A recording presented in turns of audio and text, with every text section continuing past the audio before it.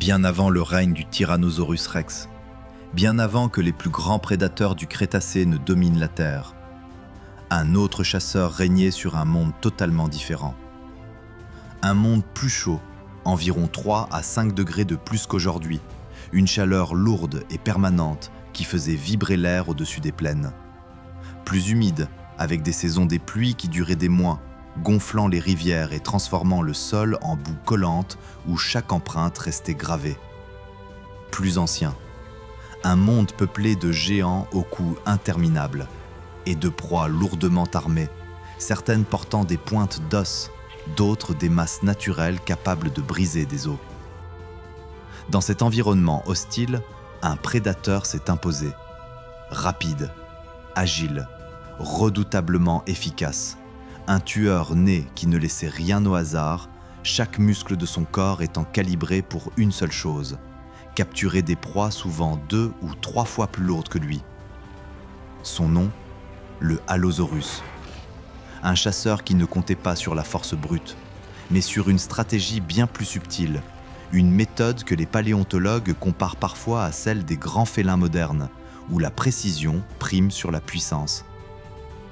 Aujourd'hui, nous allons comprendre pourquoi ce prédateur du Jurassique n'était peut-être pas le plus puissant, mais sans doute le plus dangereux. Un danger patient, méthodique, qui ne se voit pas venir avant que la première morsure ne déchire la chair. Un monde différent. Il y a environ 150 millions d'années, durant le Jurassique supérieur, la Terre ne ressemblait en rien à celle que nous connaissons aujourd'hui.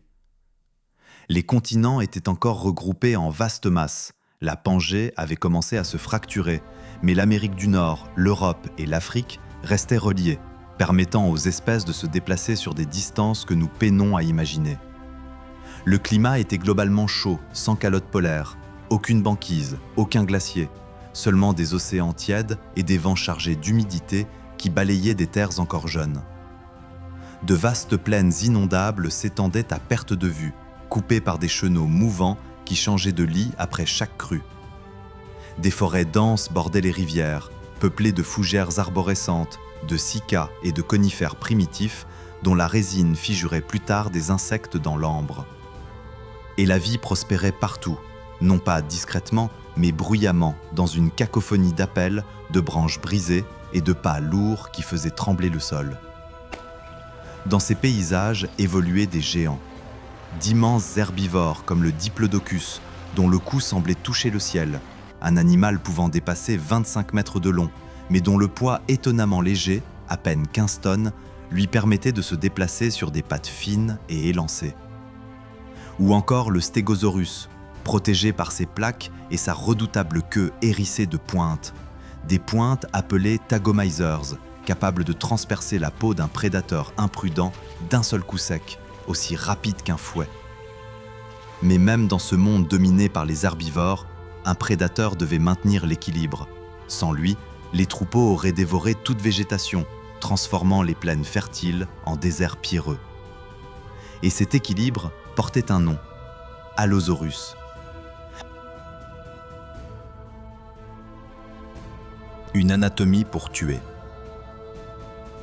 À première vue, Allosaurus ressemble à un prédateur classique.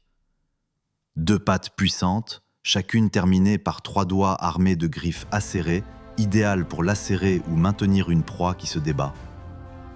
Une longue queue pour l'équilibre, composée de plus de 40 vertèbres, agissant comme un contrepoids vivant lors des poursuites ou des attaques en rotation. Une tête massive garnie de dents, environ 32 dents sur la mâchoire supérieure, 32 sur l'inférieure, un arsenal complet toujours prêt à mordre. Mais en réalité, son corps cache une stratégie unique. Contrairement au Tyrannosaurus rex, sa mâchoire n'est pas conçue pour écraser, là où le T-Rex développait une pression de plus de 5 tonnes par centimètre carré, Allosaurus se contentait d'une fraction de cette force. Elle est plus légère, son crâne ne pèse qu'une vingtaine de kilos, contre plusieurs centaines pour celui du roi des dinosaures. Plus flexible, des articulations mobiles entre certains os crâniens lui donnaient une amplitude inattendue. Moins puissante, mais plus rapide, Il pouvait ouvrir et refermer la gueule en moins d'une demi-seconde, un temps de réception mortel pour toute proie surprise. Ses dents sont longues, fines, légèrement recourbées vers l'arrière, comme des lames de scalpel naturelles, tranchant les tissus mous sans effort. Parfaite pour trancher la chair, mais pas pour broyer les os. Il laissait des fragments durs aux charognards, préférant les muscles et les organes les plus riches en énergie. Son crâne possède des zones d'allègement, des fenêtres antéorbitales et des cavités internes qui réduisaient le poids sans sacrifier l'efficacité, un peu comme les structures en nid d'abeille dans l'ingénierie moderne. Et surtout, son cou est extrêmement mobile. Les vertèbres cervicales étaient conçues pour pivoter et s'incliner, bien plus que chez la plupart des grands théropodes. Ce n'est pas un hasard, car Allosaurus ne tue pas comme les autres prédateurs. Une technique de chasse unique. Plutôt que de mordre et maintenir sa proie, Allosaurus adopte une stratégie différente, une méthode d'usure qui peut durer des heures, voire des jours, sans jamais exposer le prédateur à un risque mortel. Il attaque, se retire, puis frappe à nouveau. Chaque assaut lui coûte peu d'énergie, mais chaque morsure prive sa cible d'un peu plus de sang et de mobilité. Les scientifiques pensent qu'il utilisait sa tête comme une arme, une hypothèse fascinante soutenue par des modèles biomécaniques tridimensionnels. Un mouvement rapide vers le bas, comme une hache vivante. Les muscles du cou se contractent brutalement, projetant la mâchoire supérieure contre le flanc de la proie avec une vitesse de près de 6 mètres par seconde. Chaque morsure inflige une blessure profonde. Les dents pénètrent la peau, déchirent les fibres musculaires et sectionnent parfois de petites artères. Pas forcément fatales immédiatement, mais cumulées, dévastatrices. Au bout de 10 ou 15 attaques, la proie a perdu des litres de sang, sa respiration devient haletante, ses mouvements se ralentissent. Face à une proie massive comme Diplodocus, un combat frontal serait risqué. Un seul coup de queue ou un simple écrasement sous des tonnes de chair suffirait à briser les côtes d'Allosaurus. Alors Allosaurus mise sur l'endurance, la répétition, la précision. Il cible les zones les plus vulnérables, l'arrière des pattes, la base du cou, les flancs peu protégés par les côtes. Il affaiblit, il harcèle, parfois pendant des centaines de mètres, obligeant la proie à fuir et à dépenser ses dernières réserves. Il attend, immobile, observant, ne frappant que lorsque l'opportunité est parfaite. Ce n'est pas la puissance brute, c'est l'efficacité. Une efficacité chirurgicale, presque froide, qui transforme chaque chasse en une leçon de gestion de l'énergie. Un prédateur opportuniste. Allosaurus n'était pas seulement un chasseur. Il était aussi un opportuniste, un survivant capable de lire le paysage et d'y déceler la moindre aubaine. Les fossiles montrent des traces de morsures sur des os déjà endommagés, comme cet humérus de sauropode découvert dans le Colorado, portant à la fois des stries de charognage et des marques de dents d'Allosaurus. Preuve qu'il se nourrissait parfois de carcasses, sans dédaigner les restes laissés par d'autres prédateurs ou par la maladie. Dans un monde où l'énergie est précieuse, chaque opportunité compte. Une carcasse intacte peut nourrir un Allosaurus pendant plus d'une semaine, lui évitant ainsi les risques d'une chasse active. Il pouvait s'attaquer à des proies affaiblies, des animaux blessés lors d'une migration, des vieillards dont les défenses faiblissaient, des jeunes séparés du troupeau. À des jeunes, beaucoup plus faciles à attraper, avec une viande plus tendre et moins de défense naturelle. Ou récupérer ce que d'autres avaient laissé derrière eux, y compris des poissons échoués sur les berges ou des petits dinosaures piégés dans la boue. Cette flexibilité alimentaire était un avantage immense, là où un spécialiste strict comme certains grands carnivores aurait péri en période de disette, Allosaurus trouvait toujours de quoi survivre. Elle lui permettait de survivre, même lorsque la chasse devenait difficile, lors des sécheresses, lorsque les troupeaux migraient loin, ou après des incendies qui ravageaient la végétation et dispersaient les proies.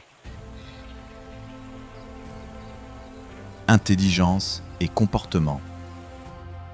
Le cerveau d'Allosaurus, bien que modeste, à peine la taille d'une noix de Grenoble par rapport à son corps massif, était suffisant pour coordonner des actions complexes, comme ajuster sa course en fonction des mouvements erratiques d'une proie ou mémoriser les zones de passage des troupeaux.